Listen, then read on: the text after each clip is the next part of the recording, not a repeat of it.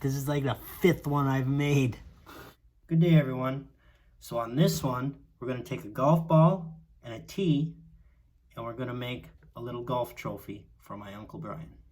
So the tee and the golf ball, that's easy, but I need a base for it.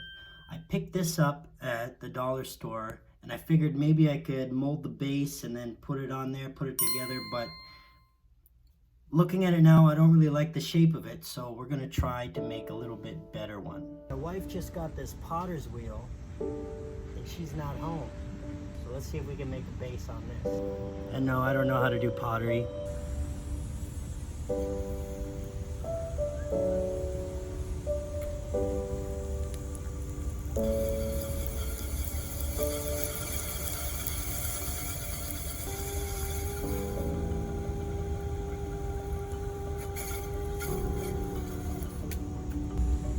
Whoops.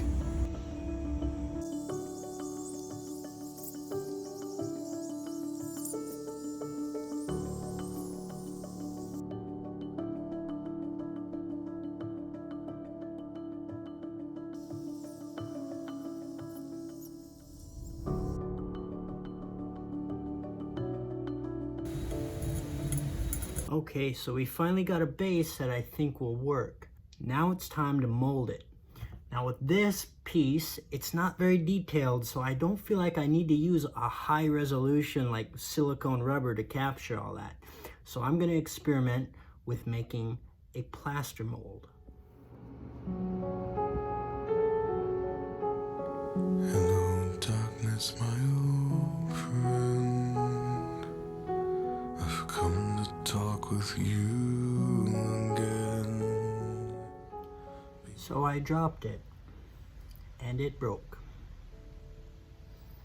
So we gotta start again.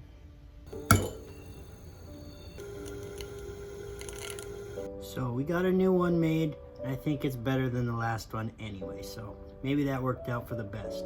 Now for a mold release, I could use Vaseline. I don't have any of that on hand, but I have Albaline, and I think it's the same thing. I used to put this all over my body when I'd cut weight. It makes you sweat and stuff when I'd fight.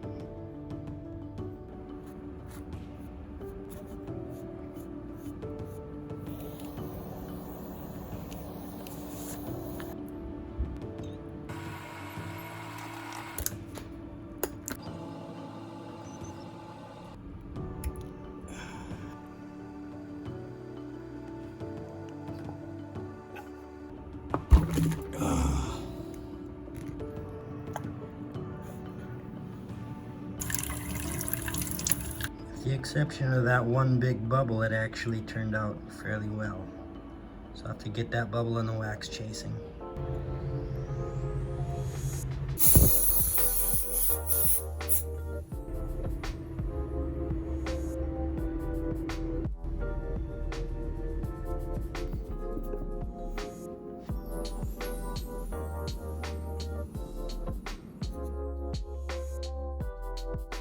So our wax base turned out pretty well, but now I have to find a way to turn the golf ball and the tee into wax. Do I do it 2 separate pieces, put it together, or do I do it as one piece? I think I'm gonna do it as one piece, so I'm gonna glue these together, lay them down, make a mold of that. Do I use plaster or silicone rubber? I think I'm gonna go with silicone for this one.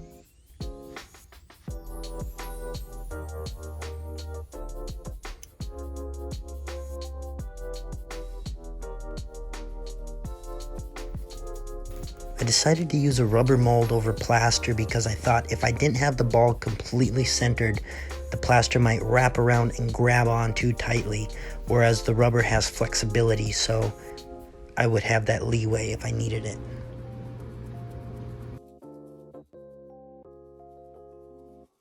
The way I designed the gating system of this mold gave me nothing but problems, but I learned a lot from it. Just take note and don't use this design. Let's open it.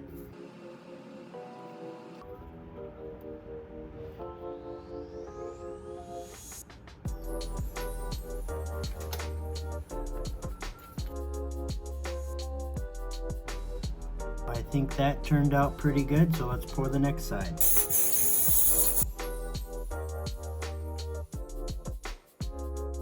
rubber's just barely covering the golf ball there, and it's a lot thicker than it needs to be where the tee is, so I'm gonna just wedge something in there to kind of push the clay or silicone rubber a little higher.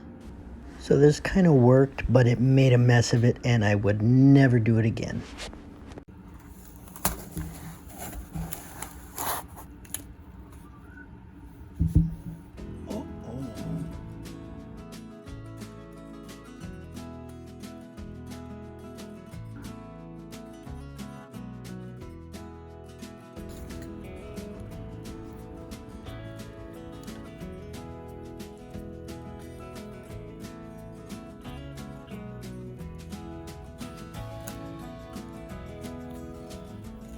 Wow, that turned out better than I thought.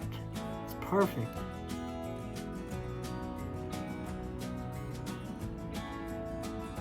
All right, let's get it sprued up.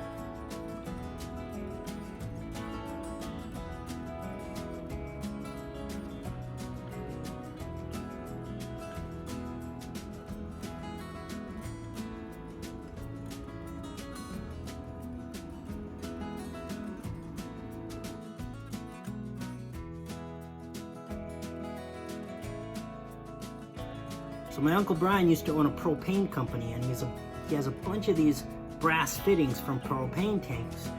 Now when I melt these down, sometimes there's a metal washer or a spring. You can see one in there, that's steel. But that's okay because it's much less dense than the copper that comprises the brass. And it floats to the top. I just skim the steel or spring or whatever it is off, no problem.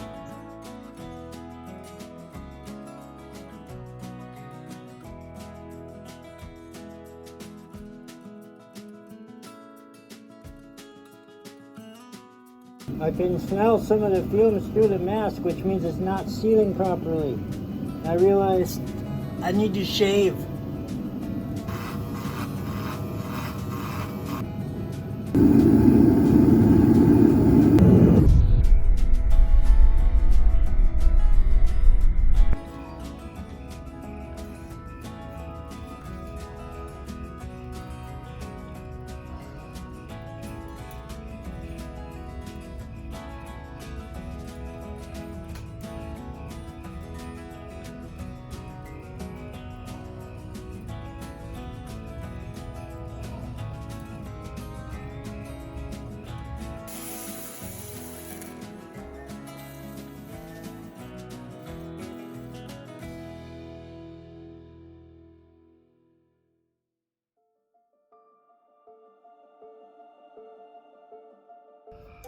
What a disappointment.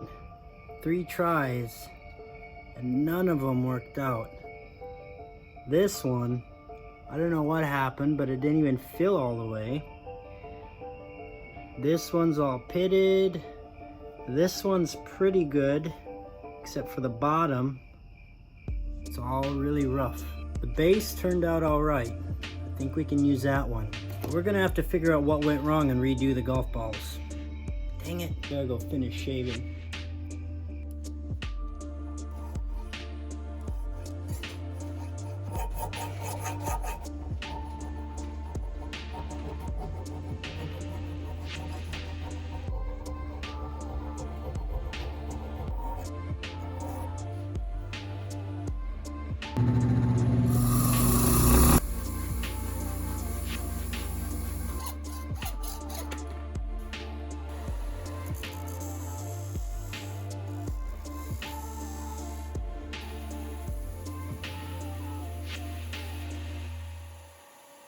I'm trying to figure out some of the issues I had when I cast it, and I think the culprit is metal shrinkage.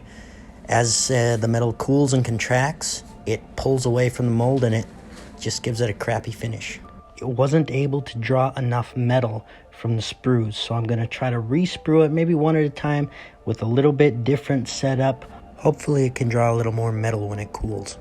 Alright, let's try this again.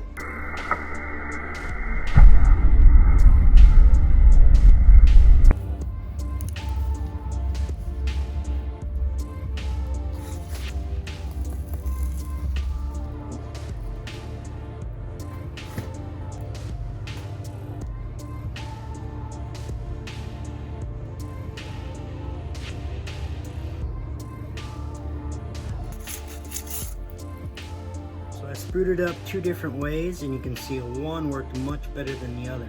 This one, the metal came down and into the ball, and look it looks like a deflated basketball there. You can still see the texture, but it just sunk in. And I don't know if that happened when I vacuum packed it. Maybe the wax ball wasn't hard enough. Maybe it had a bubble in there and the air pressure collapsed it. I think that must be a defect in the investment. Weird. This one, the texture came out really well except for one area there and then another area there, but overall really nice. Unfortunately, the tee broke. I don't know why. That's unfortunate. I'm learning a lot with this one. So I tried a third pour. This one, the ball turned out really well, but the tee looks all moth-eaten.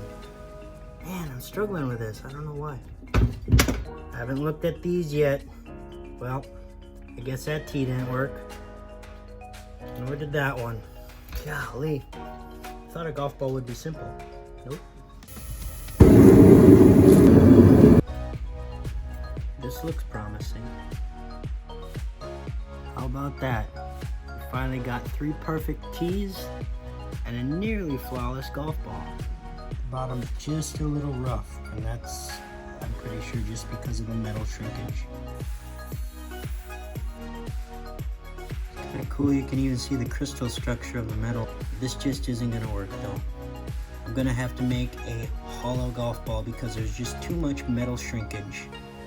Or I need a bigger reservoir on the top. I need a bigger sprue, but I think we're gonna have to just go with a hollow golf ball. I think we gotta be reaching the definition of insanity.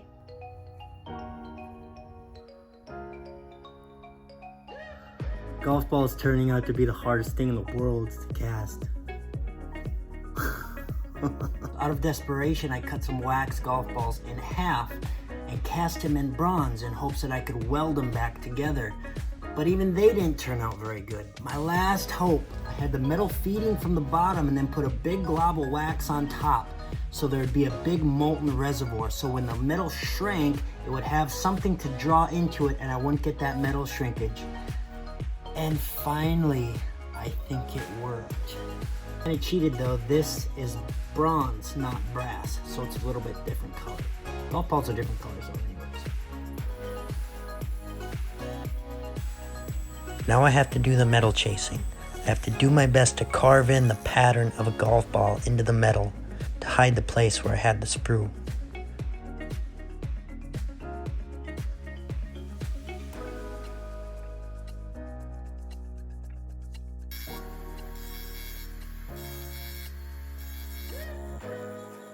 So I use the same method and cast a second brass golf ball. So now I have to make a choice.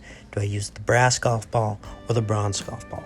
You can see this brass golf ball doesn't have as good a texturing. It didn't come out as well, but we'll see.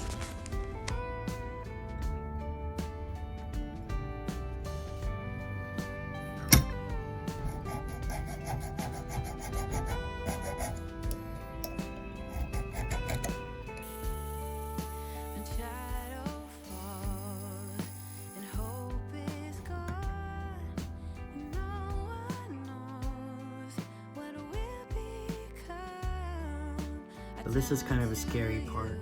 I've got my tee threaded and I need to tap a hole in the base. Screw up the base. Let's not screw up the base.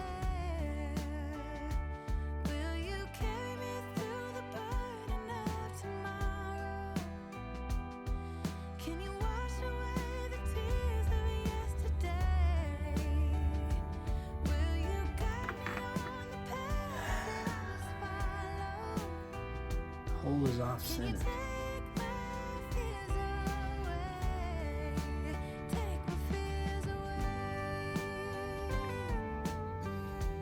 Don't look at it like this. Look at it like this. And there's always a solution. So this off-center hole bothers me enough that I'm going to attempt to put some filler rod in there with my TIG welder. Forgot to hit record. Because the brass has such a high zinc content, it doesn't tend to weld very well. The zinc vaporizes and it doesn't leave a good finish, but it actually turned out really well.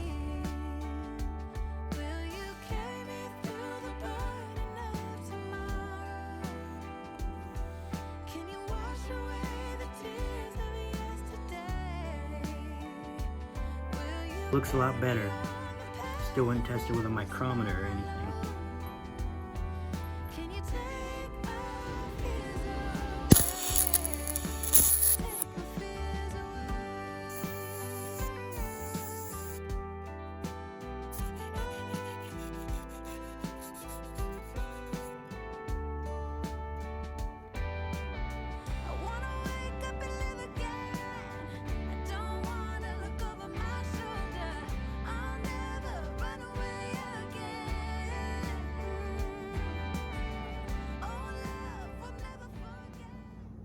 Boy, did I underestimate that one. I thought this would be easy. Round objects are obviously a bit more challenging. That's good to know. There was some struggle, but I think that turned out pretty good. I made 2 golf balls. I decided to put the bronze one on there. The surface finish is just better. You can see on the brass one, it's just pitted. Still on the bottom, it's pitted. I just couldn't get it to cast quite right in the brass. But one bronze one worked. I still think that looks pretty good though. But you tell me, which one should I use? Brass, bronze? I'll give my uncle both. He can decide which one he wants to put on there. I hope you enjoyed watching that. There's a lot of struggle, a lot of learning, but that's part of the fun. I hope you come back for more videos. Thanks for watching.